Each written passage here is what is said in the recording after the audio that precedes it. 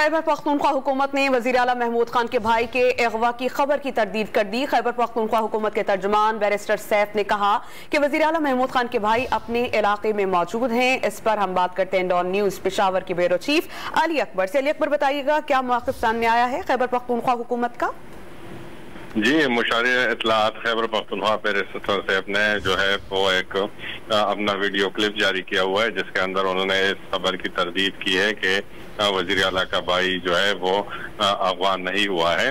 और उनका ये कहना है कि ये जो है अहमद वली खान की जानिब से ये खबरें फैलाई जा रही है और ये प्रोपेगेंडा किया जा रहा है। ताहम ऐसी कोई बात नहीं है और वज़ीर आला के भाई जो है वो इस वक्त सवात में अपने इलाके में अपने खानदान के साथ मुकीम है।